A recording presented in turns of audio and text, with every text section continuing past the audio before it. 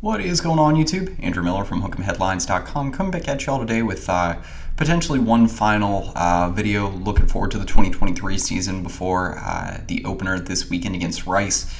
Texas opens up the 2023 season at home, DKR on Saturday against the Rice Owls, 2:30 p.m. Central Time kickoff. Before that, want to dig into kind of a topic that I've seen a few other Texas media outlets cover here in the last few days, and that's the 10 best Longhorns players heading into the 2023 season. Before I get into the list, I do want to mention some of the criteria that I used. First and foremost, just a player's like career production experience, that sort of stuff is like maybe the primary factor that went into my decision making here. Just pure talent and importance to the team. In the sense that, like, if Texas were to lose that player, how much would it be a detriment to? If you want to look at it in this sense, like, what would in a baseball sense, what would their wins above replacement be? And then really the last big factor that was utilized here was, potential in the Texas, or for this Texas team this fall. If a player is bound to have a big season, whether that just be scheme fit, if they had a good camp this offseason, if they just change their bodies, whatever that be, players that are bound to have a big season this fall. I know projection can be a little bit hazy. That's why it was a smaller factor, but definitely one that was still included. Talent, I want to say too, mixed in like NFL draft potential, guys that are viewed as like, early round NFL draft picks next year by multiple scouts and media outlets for the draft. That's definitely a bonus on this list. So let's go ahead and get into it. I do want to mention, I do want to start with a few honorable mentions here. Players that just missed the cut but definitely deserve some recognition. I've got like a little over a half dozen here just because there's so many guys that you can include that are so proven and valuable to the team still that are outside of the top 10. Starting it off, Christian Jones, redshirt senior offensive tackle. I think between him and Kelvin Banks, they formed the best offensive tackle duo in the Big 12. Jones potentially is the best run blocker that Texas has along the offensive line, completely transformed his game last season, and ultimately became an all Big 12 offensive tackle candidate to round out his collegiate career. He'll be an incredibly important part to the team this fall. Junior edge rusher Byron Sorrell. Sorrell I think has the potential to be a fast riser up this list. If there was like an 11 or 12 spot, he probably would have made it. But, just haven't seen it enough from him on a consistent basis yet as a pass rusher for him to crack the top 10. But again, year over year, he's improved a lot. As a freshman, from freshman to a sophomore campaign, he led the team in sacks last season, I believe at 5.5, was one of the team leaders in quarterback pressures as well. I think this fall, he is a very viable candidate to finish in the top 10, top 8, somewhere around there. Sophomore cornerback Terrence Brooks. I think similar to Byron Sorrell, with a full season of work, I think Brooks could be a fast riser on this list. Something to consider with him is, how many reps does he end up splitting with redshirt junior cornerback Gavin Holmes? Texas has so many guys that are capable of starting at the field corner position. I think Brooks ultimately will be your starter against Rice on Saturday, but those reps are going to be split, and Brooks he's really going to have to show out to end up taking the majority of the reps at that spot this fall. Jaron Thompson, senior field safety. Thompson, another guy that's just an incredibly important leader for this team. He was really, really solid last season as kind of the quarterback of the secondary. He's kind of just a stabilizing force in pass defense. A guy that also potentially has an NFL future, but really he's just a very consistent presence back there. I use that word stabilizing before. I think that really describes his game well. Next up is redshirt senior slot receiver Jordan Whittington. Whittington is obviously just a really, really crucial part of this wide receiver room. I think he's the best blocker among the wideouts on this team.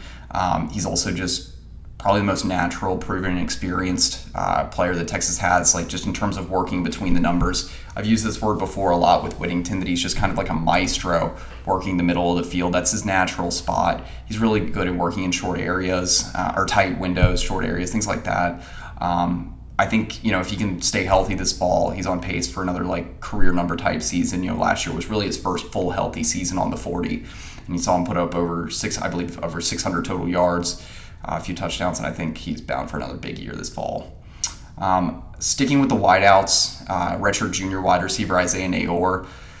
If I had done this list last preseason, I think that Nayor would have easily cracked the top 10, but Texas has more depth in the wide receiver room this year. Unfortunately, Nayor suffered that season-ending ACL tear in a fall scrimmage in camp last year, and kept him from making his Texas debut. But I think he'll be a really big part of the wide receiver room this fall, and just another weapon that Texas has that kind of forms what I think is one of the 2 or 3 best wide receiver rooms in the country. And then last but not least, among the honorable mentions, I got redshirt junior cornerback Ryan Watts. Watts was probably the last guy to miss the cut, in the sense that I think, I mentioned Barron Sorrell earlier. I think if there was an 11th or 12th spot on this list, Ryan Watts would probably be the 11th. I completely understand if he's in people's top 10. I just think that he's probably the most reliable and proven cornerback that Texas has heading into the season. He was the full-time starter at boundary corner last year. Did great there, especially down the stretch, locking down that position. I think Watts this year is going to continue to be one of the better cornerbacks in the Big 12. The reason why Watts doesn't ultimately crack this list is I do think there's a ceiling on what he can do for Texas. I think you kind of saw him inch closer to that ceiling last year. He's not the fastest cornerback. He is obviously incredibly lengthy, about 6'3", but speed-wise, again, I think he's a little bit limited there. So yeah, let's go ahead and jump into the list here. Starting at number 10, got redshirt senior interior defensive lineman T'Vondre Sweat. Texas is starting 3-tech at defensive tackle. So, Sweat, I've seen him be anywhere between spots like 5 and 10 on lists like this, even the occasional honorable mention. But for me, Sweat, he's just too productive over the course of his career. I think he's going to be just a vital part of the interior defensive line. He'll form that kind of standout starting duo that Texas has among their down linemen between him and Byron Murphy. Sweat has proven in the last 2 years also to be like an all Big 12 caliber performer at defensive line. Insanely disruptive. He's a guy that gets a ton of batted balls, a lot of run stops. He's great at kind of leading hats to the football. Ran a stat the other day that he is the only active Big 12 defensive lineman with 35 plus QB pressures and 10 plus batted balls. He has the most career run stops and batted balls of any UT defensive lineman returning this season. At number 9, I've got Quinn. I also wanted to mention for Sweat, I do think he's got an NFL future. He's like 6'6", like 345, more than enough size. Speed-wise, I think he's definitely good there. Instincts, I think, are tremendous for him. I think the only thing I would want to see more of from him this season is a little bit more in the pass rush. I think he had half a sack or 1 sack last season that he tallied up. I would like to see that number, maybe move to 2 or 3 this fall and get a little bit more in the way of QB pressures. Number 9, I've got Quinn Ewers, redshirt sophomore quarterback. I know a lot of people are going to have Ewers higher on their list than number 9, but I need to see more consistency on the field this fall than we saw last year from Ewers. I think he's bound to be a fast riser on this list, especially if he gets off to a fast start this season. This is a guy that's a potential top 10 pick in the 2024 NFL draft. He is going to be the leader of the offense this year. He's proven that he can take command of the offense in camp this offseason. We keep referring back to it, but really I think that maturation process for him started even before he cut off the mullet. I think he really started to dial it up in bowl practice last year before the Alamo Bowl. He really did look just better, more comfortable in the pocket in the bowl game. And then since then, I think he's only continued to get better, more mature, and become a better, more capable leader for this offense. Be interested to see how he shows out early in the season. I think he's going to have a solid, I think he'll be out there maybe for the first half against Rice and get his, another true test against Alabama this year. He was tremendous against Alabama last year. If we get the version of him that we saw in the first half before he was injured against Alabama, that we saw against OU, and then parts of those Baylor and Kansas games and bowl game down the stretch last season, Ewers is going to be potentially the best quarterback in the Big 12 this year. Next up at number 8, I've got Byron Murphy, junior interior defensive lineman. Murphy this year, it's going to be his first time being the full-time starter at nose tackle. He will be the anchor to the defensive line this year. I got no questions about him leading the way for this defensive line. He's been kind of the tone setter. He's just an absolute dog in workouts and on the practice field this offseason and in camp. I think that he is also poised to make one of the biggest jumps in terms of productivity of any starting defender for Texas this year. He was preseason all Big 12. Just a guy that's going to absolutely eat up double teams this year. I know he's a little bit smaller in stature, but definitely not lacking for power and quickness, I would also say, up the middle. He'll definitely be a force in run defense, interior pass rush. He'll be a menace there too. I think he's due for a big uptick in productivity this fall. I think you could potentially be looking at a season for him where he's got 4 or 5 sacks, double-digit tackles for loss, depending on how much he's double-teamed this fall. But anyway, number 7, I've got junior wide receiver E.D. Mitchell, the Georgia transfer. Mitchell, I think in terms of like potential and ceiling for this team, he could be a player that's looked at in the top 3. But again, in the way of proven production, it's just not quite there for him yet. I definitely want to see him have a fully healthy season. Limited by lower body injury. I believe it was like an ankle injury last year at Georgia. Played in like roughly half of their games. But he's proven that he can do it on the biggest of stages. He has a touchdown catch in each of his 4 college football playoff games the last 2 seasons at Georgia, against some really, really good secondaries, that Alabama secondary, Ohio State last year. And TCU actually, I think TCU's got a really solid secondary too. I think he showed also that he's just got good natural chemistry with Quinn Ewers. Ewers likes those bigger targets on the boundary. You can chuck the ball up to. They can get those contested 50-50 balls. That's why it was so important for Texas to have Nayor last fall. But, Mitchell is going to get a lot of targets this year. I think it wouldn't surprise me if he's got 70 or 80 targets, if not more, this season. From a physical perspective, obviously he's a very, very capable deep threat. Proved that time and time again in Georgia when healthy. Really strong, fast, really good route runner, strong hands, reliable hands as well. So all around, guy that's potential 2024 first round draft pick in the NFL. Definitely an early round draft pick next year, no doubt. Number 6 on the list, I've got senior nickelback Jahdae Barron, starter at the star position for Texas. Just in terms of like versatility, if you want to coin a term of a do-it-all DB for Texas, I think Jahdae Barron fits the bill. He was ultra productive for them last season. I think I have mentioned this on Twitter multiple times and in multiple videos and articles. I did an entire deep dive on this during the offseason, but I really think that Barron was robbed of all Big 12 honors. I think he's one of the best, definitely one of the best nickels in the entire country, if not one of the best defensive backs in the Big 12 and all the Power 5. But he's someone that just lives around the line of scrimmage. He's an absolute menace. Just making plays in the backfield around the line of scrimmage, whether it's contesting space or bringing down the ball carrier in the backfield. He led all Power 5 DBs in defensive stops last season. That's one of my favorite stats for him from last year. He was also top 3 among Big 12 DBs in tackles for loss. I think he was around 11.5 last year. Despite him being around 6'1", like 185, so not the biggest of defensive backs in the way of potential 2024 NFL draft picks. I still think he's going to be an early round NFL draft pick next year just because of his instincts, because of his versatility, his ability in man coverage, zone coverage. He's one of the best cover DBs that Texas has, and one of the best, I think, cover DBs in all the Big 12. Definitely a guy that, if you don't have him on your top 10 for Texas players heading into the season, I think you're just undervaluing what Barron brings to the table for this team. Number 5, I've got senior Arkansas transfer safety Jalen Catalon, former second-team All-American, I think 1 or 2-time All-SEC safety as well. Catalon, the questions are going to be related to health. I have him higher on this list than I think a lot of people will just because of the health concerns, but I'm just removing that. I'm saying that Jalen Catalon, in parentheses, when healthy, to me, I think he is one of the 5 best players on the team. Texas has needed playmakers on defense for a long time now. You had Jaylan Ford step up last year at linebacker. Jahdae Barron also stepped up. But, if you add another guy to the mix, another guy in the secondary that can be just an absolute game changer, then Texas's defense is going to go from potentially being the best in the Big 12 this fall to one of the top 5, top 10 defenses in the entire country. And so, obviously, Catalon, a critical part of this defensive boundary safety.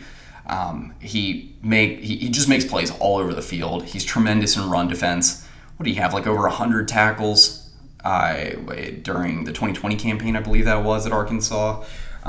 He was top 5 in the SEC among defensive backs in run stops. Actually, I think per game, both seasons that he played in at least a half dozen games, in 2020 and 2021. I think for Catalon, again, assuming he's able to stay healthy, that not only is he an all Big 12 caliber performer, but he will be, I say will be an All-American this year. He's just that good. At number 4, I've got junior tight end JT Sanders. Sanders is going to be an incredibly important part of the offense in the passing game this fall.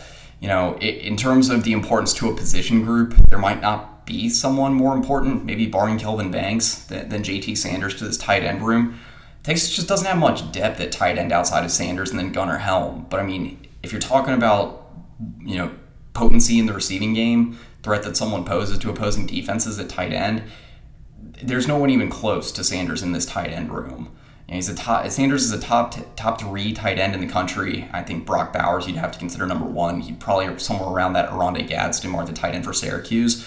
But I think if he gets anywhere close to the same level of targets that he did last year, then Sanders is going to be looked at as clearly one of the top 2 tight ends in the nation. He will be a first or second team All-American. I think there's no doubt about that. He is going to be an early, maybe middle round NFL draft pick, but I do think early round, probably second or third. Potentially first if he has a big year, but we'll see there. Last year, I think that, Texas had to get him the ball a lot, in the flats, close to line of scrimmage in the screen game, just because they didn't have many other options. Once Nayor went down, it was really just Worthy, Whittington, and Sanders that were your trustworthy targets, excluding, Bijan, Keelan, and Roschon out of the backfield. But I think there's a stat that kind of sums it up last season for how they had to rely on JT Sanders in the short passing game and in the screen game.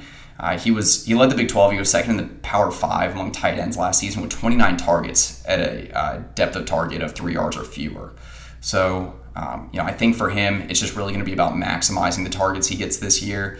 I think you could be looking at an average depth of target for him at 10 plus yards. He's going to get involved more in, the intermediate, some downfield passes, but I think, kind of some of those intermediate, working between the numbers passes with Quinn, they showed a lot of chemistry in that regard last year, especially on some key third downs.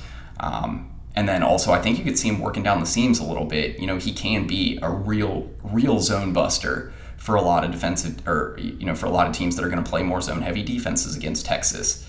So again, JT Sanders, he's just an absolute matchup nightmare. He's a huge weapon for Texas, and he's incredibly important to the tight end room, just, again, given kind of some of the lack of depth and weapons that they have outside of Sanders. At number 3, I've got junior wide receiver Xavier Worthy. I've actually got Worthy rated as the highest on the list among skill position players for Texas.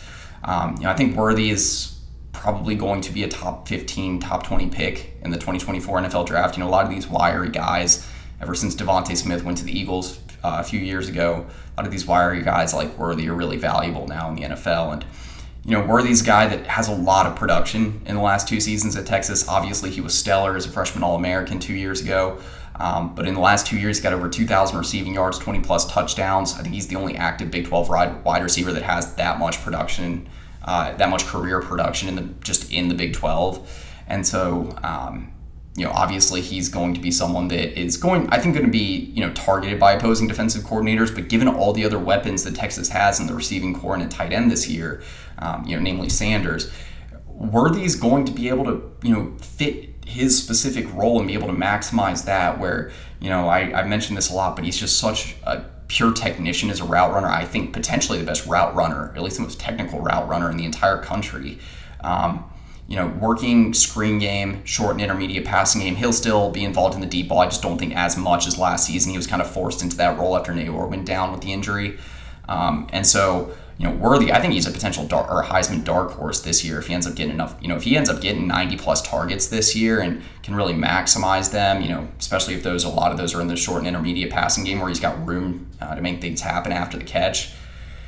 He's easily going to be 1,000-plus yard wide receiver. Last year, what did he have, like a dozen total touchdowns or something like that? I think that number will go up again if he's around that 90 or 100 target mark this year.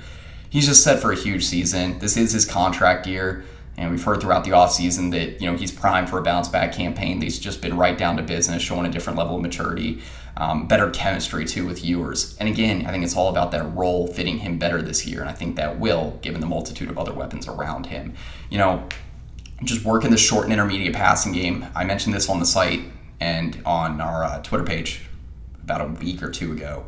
Worthy led all Power 5 receivers in yards per route run in the core short and intermediate routes, things like flat routes, slants, digs, that sort of thing. Again, just he really, really maximizes everything that you give him in that regard.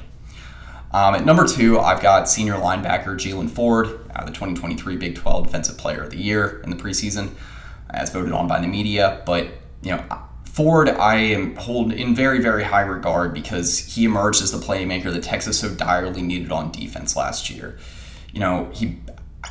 I ran this stat a little while ago, but he was the first player, actually I think he's the only player in the Big 12 as long as these stats have been recorded going back a little over 20 years now.